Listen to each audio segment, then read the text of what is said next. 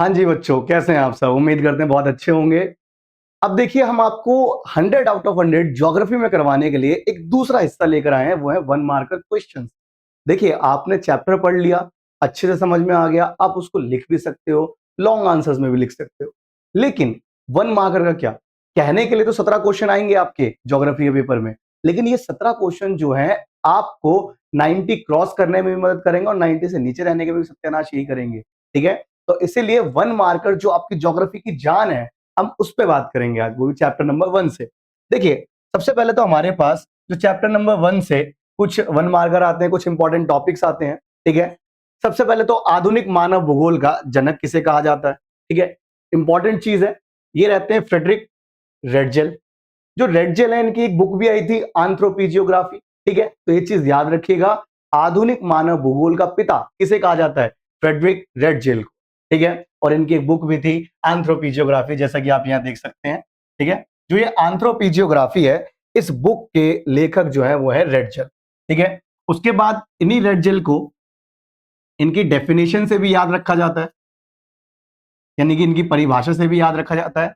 याद रखिएगा, इनकी परिभाषा का मुख्य हिस्सा क्या था कि मानव को जीवित रहने के लिए प्रकृति का सहयोग चाहिए। ठीक है, प्रकृति का सहयोग अनिवार्य है।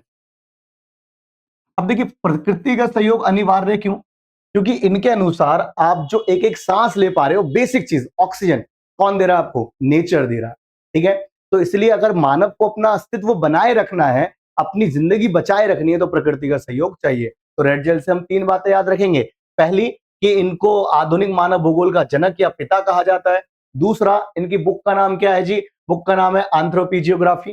ठीक है, और तीसरी चीज इनकी स्टेटमेंट, इन्होंने कहा था कि मानव जीवन के अस्तित्व के लिए प्रकृति का सहयोग अनिवार्य है। बेटा अनिवार्य मतलब कंपलसरी, लेना ही पड़ेगा सहयोग, बिना इसके काम नहीं चलेगा। उसके बाद नियत नवनियतिवाद की अवधारणा किसने दी थी? तो ये दी थी ग्रिफिथ टेलर ने। अब यहां से कुछ ऐड ऑन करें चीजों को, तो इसमें नियतिवाद की जगह तो पहले तो हम कर देंगे निश्चयवाद। ठीक है, यानी कि अगर आपसे कहता है कि नव नियतिवाद या फिर कहता है नव निश्चयवाद, इन दोनों का मतलब पहली बात तो सेम। दूसरा, इस विचारधारा को देने वाले व्यक्ति का नाम क्या है? Griffith Taylor. और इसी विचारधारा को कहा जाता है रुको और जाओ। ठीक है, और ये विचारधारा क्या है? जो आपने नियतिवाद और संभववाद पढ़ा था ना, कि एक तरफ नेचर पावरफुल है, एक तरफ संभववाद के अनुसार मनुष्य पावरफुल है, उनके बीच का मध्यम मार्ग। रुकने का मतलब है कि आप प्रकृति को समझो, फिर उसके बाद जाओ, अपनी तकनीक के दम पर उसमें चेंजेस करो। ठीक है, तो ये मध्यम मार्ग के रूप में जानी जाती है विचारधारा। इतनी बात क्लियर है सभी को? ठीक है, उसके बाद हमारे पास की मानव भूगोल क्रियाशील मानव और अस्थिर पृथ्वी के बीच के बदलते हुए संबंधों का अध्ययन है। ये किसने कहा था? ये कहा था एलएनसी सैंपल ने। जो एलएनसी सैंपल है, ये रेडजेल की ही अमेरिकन स्टूडेंट थी। ठीक है, रेडजेल की ही अमेरिकन स्टूडेंट थी। अब एक चीज समझिएगा, आपके जो ज्योग्राफी में 1 मार्कर आने वाले हैं ना, वो ज्यादातर आपको ऐसे स्टेटमेंट बेस्ड देखने को मिलेंगे। आपको वो 11th वाले नहीं देखने को मिलेंगे कि अपर लेयर का नाम क्या है, क्या है, डायरेक्ट नहीं मिलेंगे। आपको एडिशनल चीजें इसलिए बताई जा रही हैं ताकि आपको कुछ भी मिला जुला कर पूछे तो आप कर दें। क्यों? क्योंकि जी हमें तो 100 में से 100 लाने हैं। ठीक है, कल को आप जब अपना रिजल्ट उठा के देखो ना 12वीं का, या किसी को दिखाओ, तो एटलीस्ट प्राउड से कि हाँ जी इस सब्जेक्ट में तो हमारे 100 आउट ऑफ 100 थे। ठीक है, और आपको कुछ नहीं करना, पर जितना हम करवा रहे हैं भरोसा रख के इतना करते जाइए। ठीक है, उसके बाद आगे हम बात करें, अगला जो हिस्सा आता है हमारे पास वो ये। ठीक है, क्वेश्चन नंबर 5 कि रुके और जाओ निश्चयवाद किस विचारधारा का? अभी बताया था कौन सी विचारधारा का? ये रहता है बेटा आपका नव निश्चयवाद का। ठीक है, और नव निश्चयवाद को ही नव नियतिवाद भी हम कहते हैं। अगेन याद रखिएगा, नियतिवाद और निश्चयवाद दोनों का मतलब सेम है। नियतिवाद और निश्चयवाद दोनों का मतलब सेम है।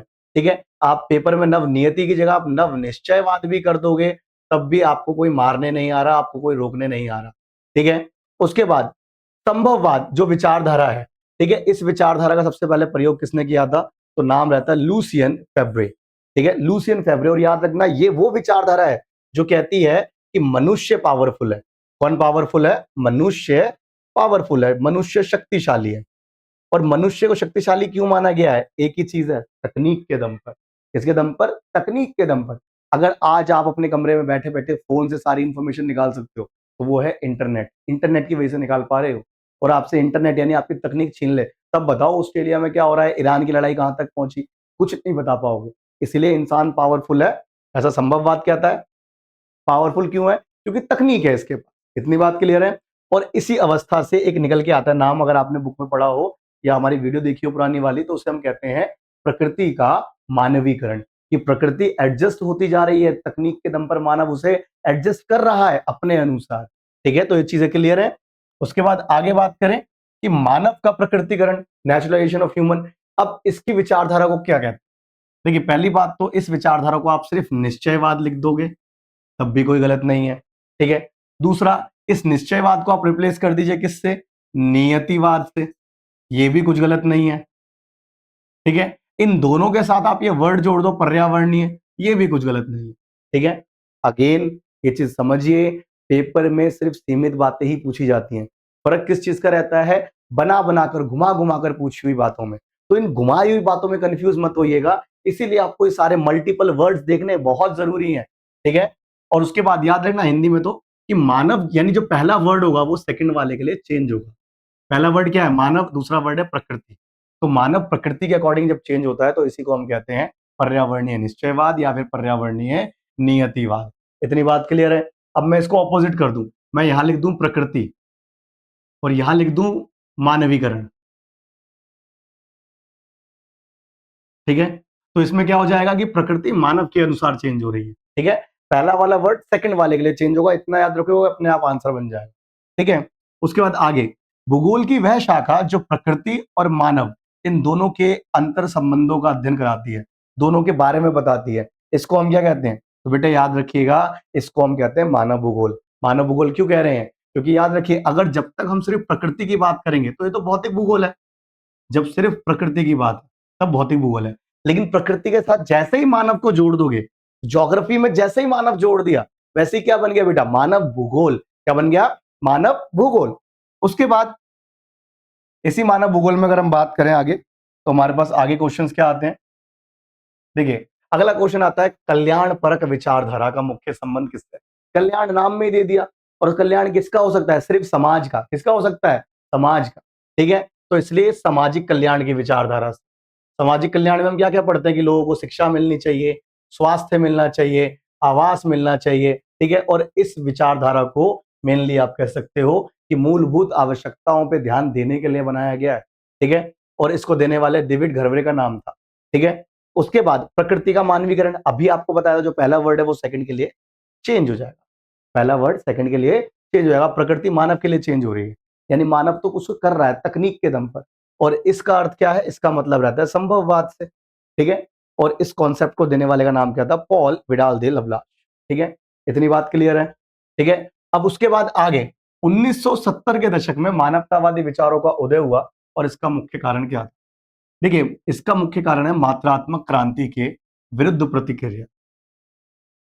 देखिए, अब जो मात्रात्मक क्रांति है, इसका मतलब क्या होता है कि हर चीज को क्वांटिटी से नापा जाता था कि अगर आपके पास सुविधाएं हैं तो कितनी है, आपका डेवलपमेंट हुआ है तो कितना हुआ है। जब क्वांटिटी में सारी चीजें नापी जाती थी तो लोग परेशान थे कि यार सबके पास अलग अलग क्वांटिटी, आप कैसे बता सकते हो सब इक्वली डेवलप्ड है। ठीक है। तो इसीलिए मात्रात्मक क्रांति के जो विरुद्ध सारे काम हुए, इसी को बोला गया मानवतावादी विचार। ठीक है। मानवतावादी विचारधारा का मतलब लोगों के हित के लिए, यानी लोगों का डेवलपमेंट उस तरीके से नापा जाएगा जिस तरीके से लोग चाहते हैं, यानी कि बेसिक सुविधाओं के दम पर। ठीक है। और उसके बाद कौन सी विचारधारा? मार्क्स। मार्क्स का मतलब बेटा यहाँ पर कार्ल मार्क्स से है। ठीक है। मार्क्स के सिद्धांत पर आधारित थी, तो इसको हम कहते हैं अमूल या फिर रेडिकल विचारधारा। ठीक है। अमूलवाद भी कहते हैं इसको, रेडिकल भी कहते हैं। ये कार्ल मार्क्स से आधारित थी। और एक चीज समझिएगा, इसका जो उदय है ये 1970s है। ठीक है।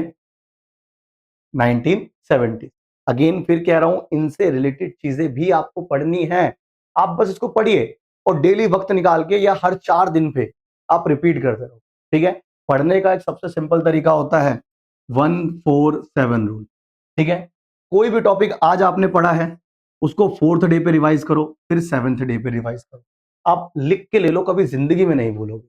ठीक है। हर 4th डे पे और हर 7th डे पे आपको टॉपिक रिवाइज करना, जो भी आपका टॉपिक है, जिंदगी भर याद रह जाएगा, रट्टा मारने की जरूरत नहीं पड़ेगी। फिर अगेन आपने कोई न्यू टॉपिक पहली बार पढ़ा, फिर उसको 4th डे पे जाके दोबारा रिवाइज करो, फिर 7th डे पे रिवाइज करो। 2 रिवीजन में टॉपिक बेटे जिंदगी भर याद हो जाएगा, 100 आउट ऑफ 100 बहुत आसान रह जाएगा आपके लिए पेपर में, ठीक है। उसके बाद आगे इसमें बात करें,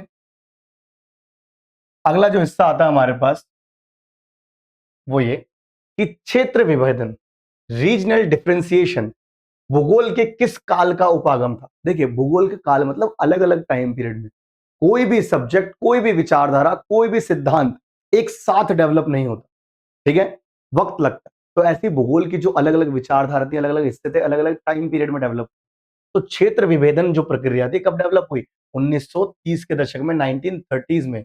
अब 1930s जो था बेसिकली ये पूरी दुनिया में खासतौर पर ब्रिटेन, अमेरिका, जापान, रूस, इन सब के बीच लड़ाई का समय था।